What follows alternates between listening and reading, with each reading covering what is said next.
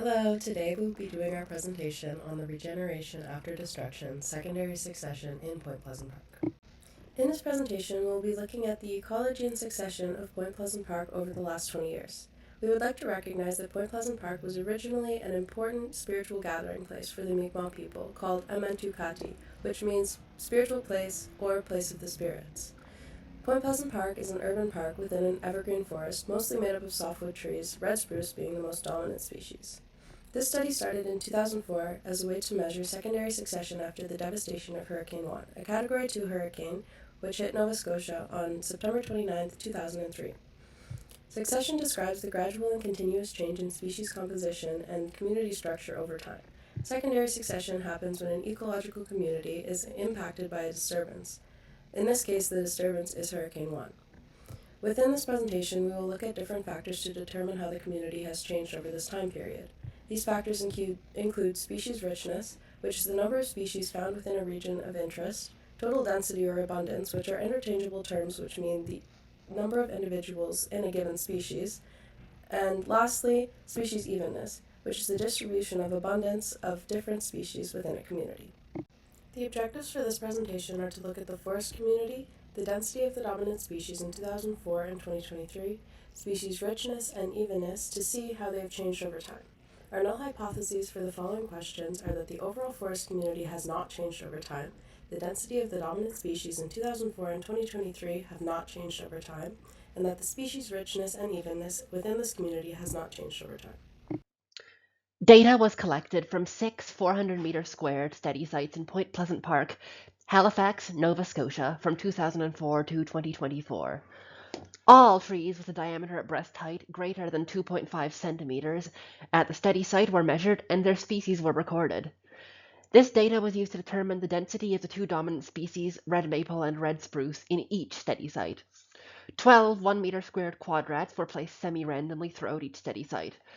Their locations were determined by throwing a brightly colored object over the shoulder and then centering the quadrat on the place it landed. This process was repeated to place all 12 quadrats. Every species of plant within each quadrat was identified, and their respective percent covers were roughly estimated. The species and percent covered data taken from the quadrats was used to calculate richness and Pelou's evenness values for the study site. Linear regression analyses were performed on each dataset: overall density, red spruce density, red maple density, diameter at breast height, richness, and Pelou's evenness.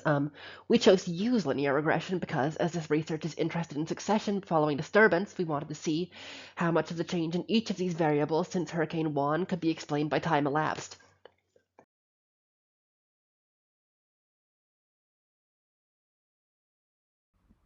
We used regression analysis to examine variation in the total density of the forest community over time at Point Pleasant Park following the disturbance of Hurricane Juan. Our analysis revealed a statistically moderate positive relationship between year and total density, showing that as time passes, the overall density of the forest community increases. The R-squared value of 0.492 indicates that approximately 49.2% of the variation in forest density is a result of change over time, and since our p-value is very small, we reject the null hypothesis that the overall forest community has not changed over time. Let's look at how and why these changes occurred. Prior to Hurricane Juan, Point Pleasant Park was dominated by the red spruce, creating a dense forest canopy with minimal sunlight, restrictive to natural regeneration within. Roughly 70% of this canopy was destroyed by Juan, meaning in the aftermath, significant amounts of sunlight were able to reach the forest floor, creating ideal conditions for shade-intolerant pioneer species like the red maple. This aligns with the findings of Burley et al. From 2007, which show that disturbances initiate a cascade of successional stages, beginning with pioneer species, in our case the red maple, that thrive in now light-rich disturbed environments. As the Acadian forest of Point Pleasant Park moves towards its climax community, we can expect shade-tolerant species, like the red spruce, to reassert dominance with the continued regrowth of the forest canopy and the reduction in available sunlight. We used regression analysis to examine variation in red spruce density over time at our study sites in Point Pleasant Park following the disturbance caused by Hurricane Juan, and we found a statistically significant positive relationship r squared equals 0.11 between the two variables, showing that as time passes, the density of red spruce increases. Once again, we use regression analysis to look at the variation in red maple density over time at our study sites. And again, we found a statistically significant positive relationship, r squared equals 0.15, between these two variables. And again, so showing that as time passes, the density of red maple increases. According to Neely et al. 2011, red spruce is a climax species, indicating that we can expect it to remain well represented in the community into the future. Turchin, 2016, proposed that the current status of red maple as a dominant species is in large part due to its relatively short lifespan of 150-ish years, and that the resulting quick growth rate, which would allow it to establish itself rapidly compared to other slower growing trees. This would again be consistent with Neely et al. 2011, who characterized the community co-dominated by red spruce and red maple as being a mid-successional vegetation type seen in Acadian forests such as Point Pleasant Park, following a disturbance such as, say, significant uprooting caused by wind.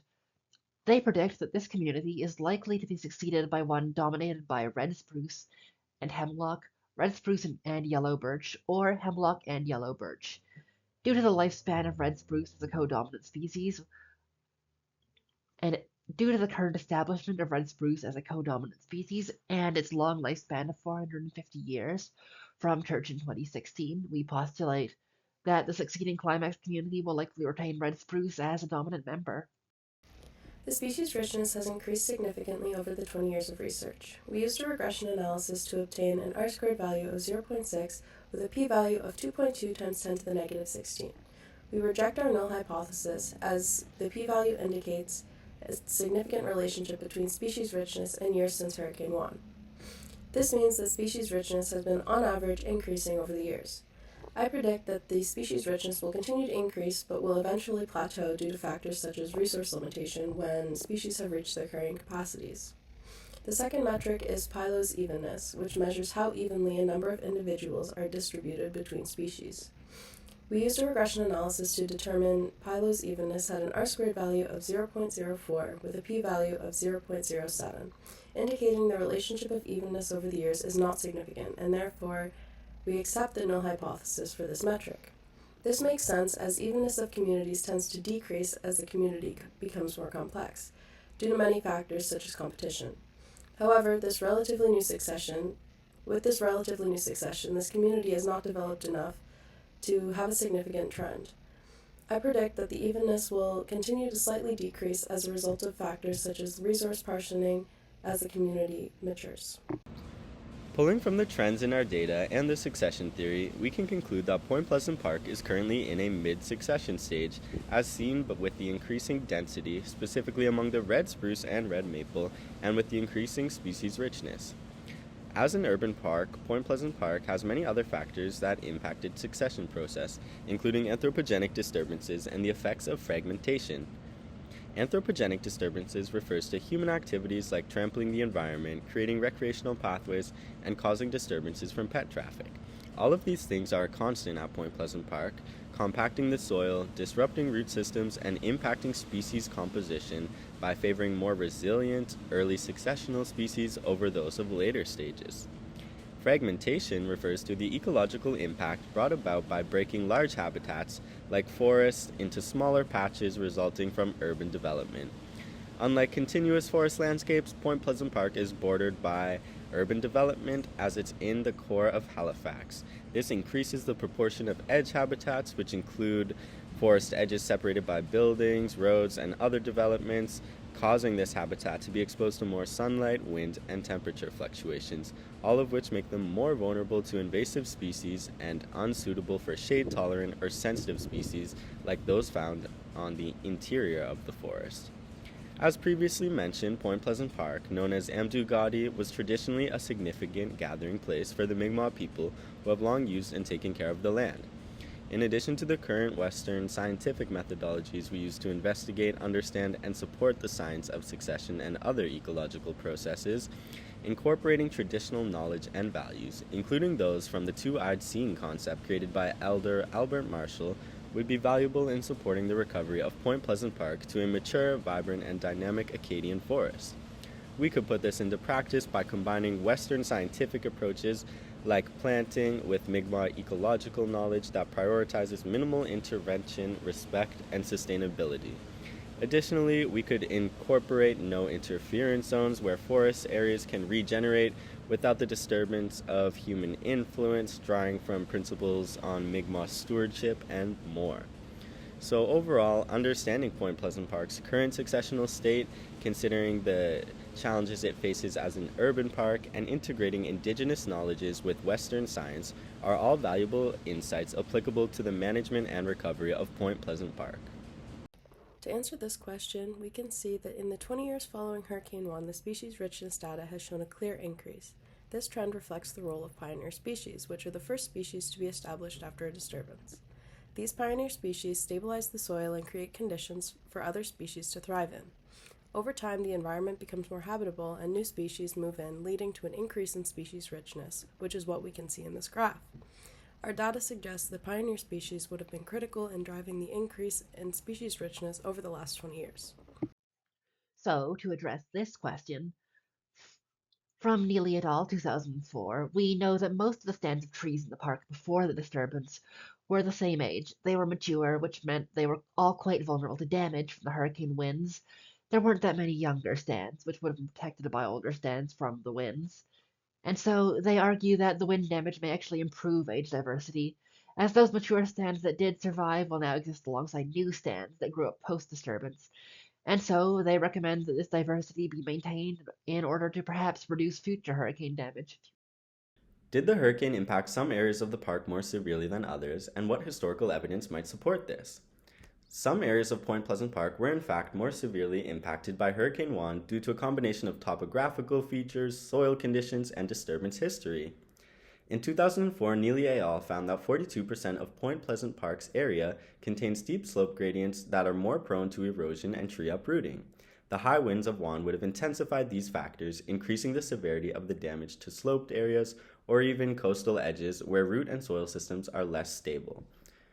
Point Pleasant Park soils, as described by Hotcom et al., are shallow and acidic, which make them prone to nutrient depletion and low fertility. This makes it harder for species to regenerate after disturbances like Hurricane Juan. And finally, the history of past disturbances like the outbreak of pests, the removal of forest debris, and other hurricanes make certain areas of the park more vulnerable to the effects of Juan. We would like to thank Dr. Allison Schmidt and Jennifer Amsden for their invaluable advice and support in the making of this presentation. We would also like to acknowledge that Dalhousie University, Point Pleasant Park, and the city of Halifax itself are all situated in Kijapuktuk, the ancestral and unceded territory of the Mi'kmaq people. We are all treaty people. We also recognize that African Nova Scotians are a distinct people whose histories, legacies, and contributions have enriched Nova Scotia for over 400 years.